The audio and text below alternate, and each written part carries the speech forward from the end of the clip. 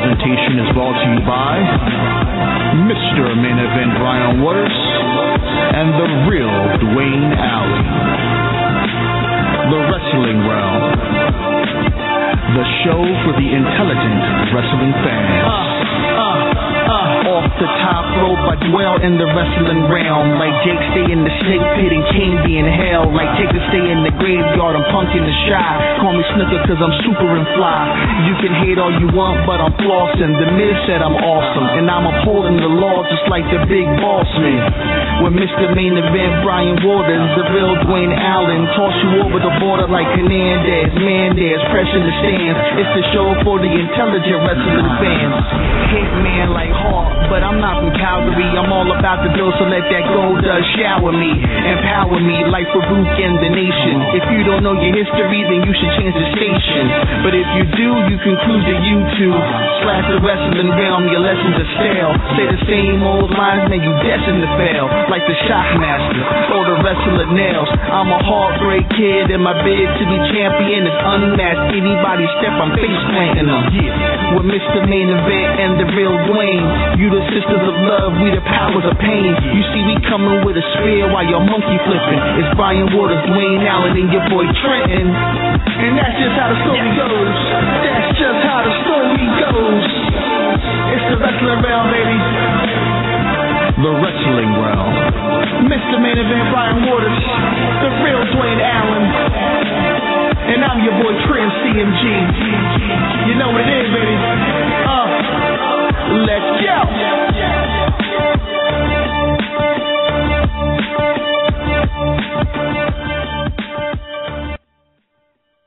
Ladies and gentlemen, welcome to the very first interview segment of the Wrestling Realm. Ladies and gentlemen, I am your host, Mr. Main Event Brian Waters, and this show is usually brought to me. I'm going to shout out to the remarkable, the impeccable, the real Dwayne Allen, but he's not here today. Ladies and gentlemen, on today's episode of the Wrestling Realm, we're going to introduce to you a very, very special lady by the name of Miss Sienna Duvall. She is currently the DWF/LOCO Diamond Doll champion and the ladies of, let's make sure I pronounce this right, Ladies of USA and International Stars Wrestling Women's Champion. Ladies and gentlemen, please welcome the one, the only, Miss Sienna Duvall.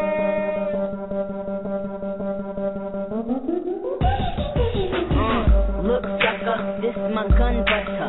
Street fighter, this the upcutter. Nunchucker, no time to ducker. Sign of the Hello.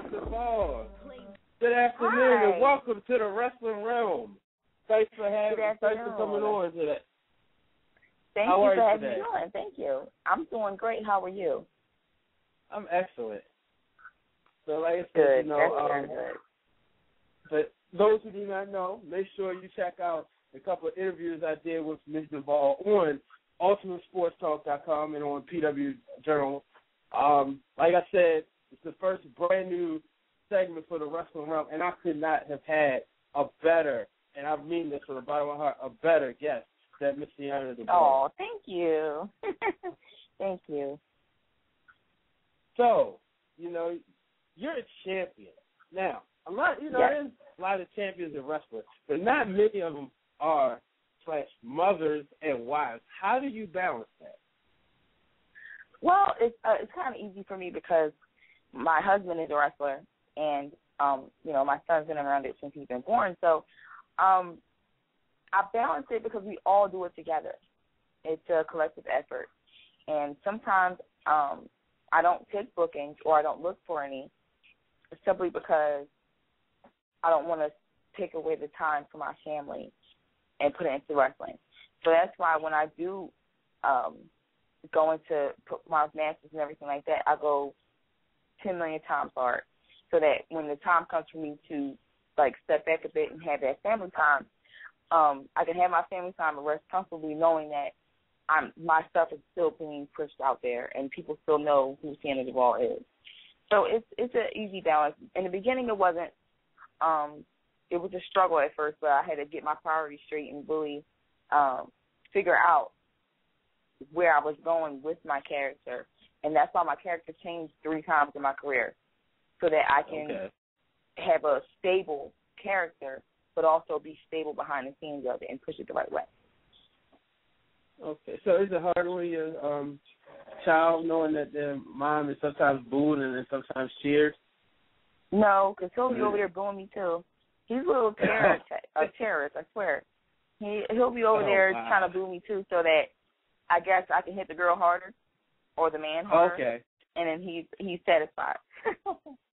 Oh, wow. So I was watching, Mr. Perfect is one of my favorites of all time. I was watching his DVD, and as you know, Michael McGillicutty's actually on there, and he's talking about when he first, when his dad won the Intercontinental Championship, how, he couldn't wait to bring home the belt. So let me ask you this. Does your son like to take your belt? Because now you're 2-time champion. You won the titles back-to-back. Does your son like taking your belt and taking them around the house, even though, it's a women's championship? If I brought them home, he would have. Okay. If I would have brought him home, he would have, with his cowboy hat and running around the house hitting people with the belt. That's what he would have done. Now that sounds That's funny. What he would have done. Yes. He's already made a character on his PlayStation on his WWE 12 of me, so he's he got no PlayStation? It. Yes. Oh man, he's a crazy guy. I'd like to download that one. Yeah, you know what? He wants an Xbox, so I don't play. No, I don't. I need to learn how to though, but I don't. Okay, yeah, maybe get some screenshots, put that up in the Wrestling Realm group page. And I definitely will. Once he gets back on it and starts playing again, I will. I promise I will. Mm-hmm. So, I remember when we talked before, you were saying a couple of your favorites are Natalia and Beth Phoenix. Do you find a lot of times that maybe you take something from them and put that in your style of wrestling? I have. I've done a lot of Beth things, and I'm actually going to be incorporating some of the things I saw last night in my match. I won't say which match it will be in, but I will definitely take some of the things she's done and do the same. I haven't bulked up, but I definitely cut up. My body's a little bit more cut now than it was. So it'll be nice to use my newfound strength and punish some of these girls. Give me the butt woman they deserve. Wow, now like I said, you said the Diva Beater. When I saw the logo and I saw the pictures, I knew you meant business. It's it's a lot. It's a lot of humble women and there's a lot of divas. It's like a 50-50 thing. So, the Diva Beater is basically letting you know that I'm coming to beat you up if you're a diva. If you're humbled and everything, we're gonna have a good match, and we're gonna go back and forth. If you're a diva, I'll give you a good match. I'll give you respect, but you're gonna get beat up in the process of all that. Yeah, you're gonna get beat up. Wow, you ain't playing no games. Were you a bully in school? No. Honestly, I was a punk. WWE. I was a punk in school. I couldn't fight. I was scrawny, and I tried to be everybody's friend so I wouldn't get beat up. But now I just don't care. So we're going to see you on a video. This says you were once bullied and you can overcome that and be an inspiration and children. Yes, I would love to do that. When WWE started doing that, I was like, oh, my God, I hope one day that I could become a WWE diva or even do it on my own and talk about my bullying experiences. I had a lot of bullying experiences. I had an identity crisis when I was a kid. I didn't know. I guess, to me, my self-esteem was very low, and I guess that I thought beauty was one thing when it was a whole other thing. I thought beauty was more of clothes and, if I was cheering up to be popular, was my skin light enough? Was my butt big enough? A lot of the girls when I was growing up, and even now, they're even bigger on these little kids. When I was growing up, a lot of the girls were a lot more developed than I was, and I was always skinny. And I always had those issues. I have big lips. Now I embrace them because girls actually have to go in and surgically put them on their face. But I had big lips when I was young, so I got teased for that. So I had a lot of teasing and a lot of identity crisis things going on with myself. And now that I'm an adult, I don't have those same issues anymore. And I kind of look at myself like an idiot for even thinking that way. But at the same time, I thought that way, and what I learned from it was it's not about just how light your skin is, your skin color, if you're black or white, or any other, color or creed or whatever. You're beautiful in your own way. You don't have to be a Coca-Cola glass shaped body to be pretty. You can be a stick figure, don't have any shape, but you're still beautiful. And that's the message I want to put out there, that you don't have to change yourself to be beautiful. You're beautiful because of what you were created as. Yes, certainly. So, you were selected as, I shouldn't say selected, I'm sorry. You were the first L.O.I.S champion. How did that make you feel as now you go down in the history as, you're like the George Hackersmith, the Orville Brown, the Buddy Rogers of that federation, because you're setting the tone for everyone else. Did you feel pressured? I mean, obviously it was an honor, but did you feel some type of pressure to kind of show how a champion is supposed to take on for this federation? I didn't feel pressure. I go to every match feeling like a champion and feeling like I have to set an example. I have to go out there and off top show my strength. Not my strength physically, but mentally. How I wrestle, the things that I come up with, the things I say out my mouth, vocally, my facial expressions, the way that I maneuver myself around the girl, or when I'm on her, different submissions. I have to show myself doing something or all the time, or at least trying to prove that I might be small and tiny, but I'm big and powerful at the same time.